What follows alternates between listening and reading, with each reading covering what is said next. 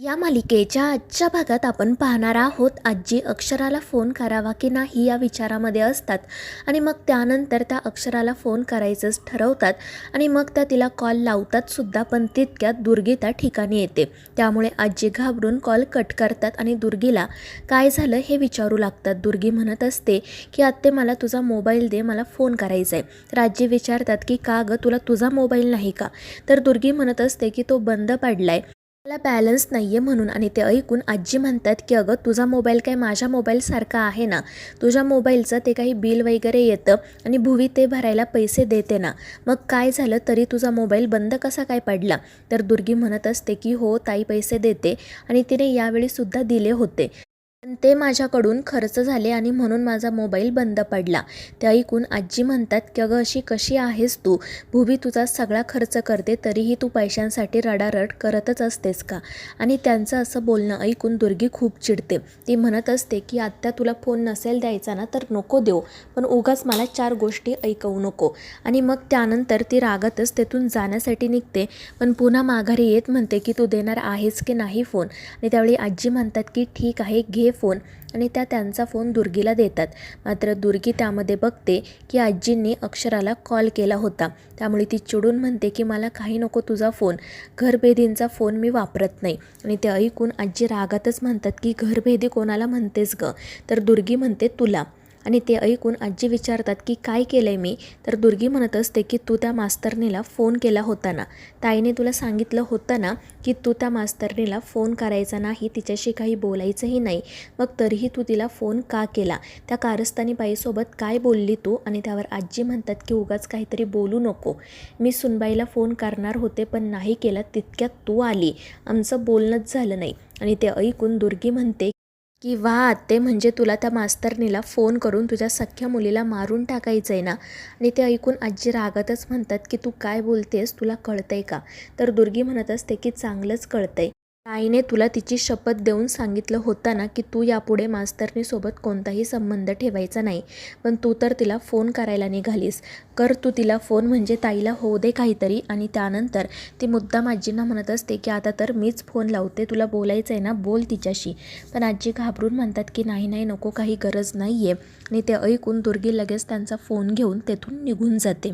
दुसरीकडे अक्षराच्या बाबांचं बोलणं ऐकून आईला तर मोठा धक्काच बसला असतो. तर अक्षराचे बाबा म्हणत असतात की मदन खरंच खूप चांगला मुलगा आहे आणि त्याला आपल्या अक्षराची खूप काळजीसुद्धा आहे, तोच तिच्यासाठी योग्य जोडीदार आहे. आणि ते ऐकून आई म्हणते की तुम्ही काय बोलताय, तुम्हाला कळतंय का? आपल्या अक्षराचं लग्न झाले. मात्र बाबा काही ऐकायला तयारच नसतात. ते म्हणत असतात की हे बघ, मदन खरंच खूप चांगला मुलगा आहे. तर आई म्हणत असते की तो चांगलाच मुलगा आहे, त्याबद्दल माझं दुमत नाही आहे, पण त्याचं आणि अक्षराचं लग्न नाही होऊ शकत. अक्षराचं अधिपतींवर प्रेम आहे आणि अधिपतींचं सुद्धा आपल्या अक्षूवर प्रेम आहे. पण बाबा काही ऐकून घ्यायला तयारच नसतात. ते म्हणत असतात की प्रेम वगैरे काही नाही, हे सगळं फक्त एकतर्फी आहे. आणि आता ना मी तिच्या बाजूने नाही तर तिच्यासाठी विचार करतोय. माझं ठरलंय की ती घरी आली की तिच्यासोबत बोलायचं, तिला कन्व्हिन्स करायचं, तिला सांगायचं की मदनच तिच्यासाठी योग्य आहे. आणि ते ऐकून आईला तर काय करावं ते सुचत नाही. त्या बाबांना समजवण्याचा खूप प्रयत्न करत असतात, पण ते काही ऐकून घ्यायला तयारच नसतात. दुसरीकडे भुवनेश्वरी बुद्धिबळाचा डाव मांडून बसलेली असते. ती मनाशी विचार करत असते की आम्ही जेवढं सुनबाईंना ओळखतो त्यावरून तर एक गोष्ट नक्की की त्या काही शांत बसल्या नसणार, त्यांच्या डोक्यात नक्कीच काहीतरी सुरू असणार, पण त्याआधीच आम्हाला आमचा डाव टाकायला हवा. तितक्यात दुर्गी त्या ठिकाणी येत विचारते की ताई काय करतेस तू? तर भुवी रागातच म्हणते की दिसत नाही का तुला? तर दुर्गी म्हणत असते की अगं दिसतंय ना, पण नक्की काय झालं आहे, तू एवढ्या टेन्शनमध्ये का आहे आणि तू हे बुद्धिबळ का मांडून बसली?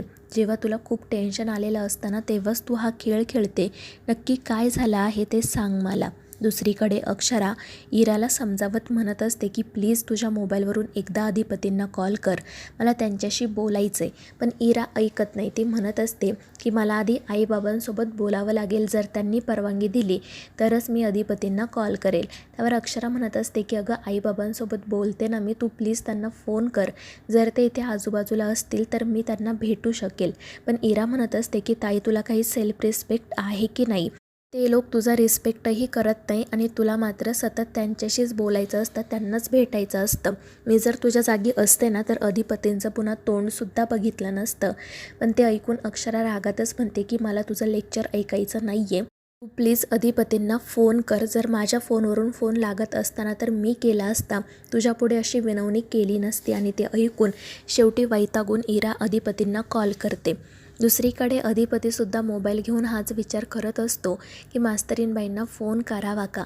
पण इतक्या दिवसांनंतर त्यांना फोन केला आणि त्यांना काही वाईट वाटलं तर. आणि मग त्यानंतर तो हाच विचार करत फोनजवळ उभा असतो. तितक्यात त्याला इराचा कॉल येतो. अधिपती लगेच तो कॉल रिसीव करतो आणि विचारतो की काय झालं इराताई, इतक्या रात्री का फोन केला, घरी सगळं ठीक आहे ना. पण इकडून इरा काही बोलतच नाही. ती मुद्दाम अक्षरापुढे नाटक करत असते. आणि तितक्यात अक्षरा म्हणते की अगं इरा, लागला का फोन, दे मला. आणि तिचा आवाज अधिपती ऐकतो. तो म्हणत असतो की इराताई, मास्तरीणबाई आहेत का तिथे, आम्हाला त्यांच्याशी बोलायचं आहे.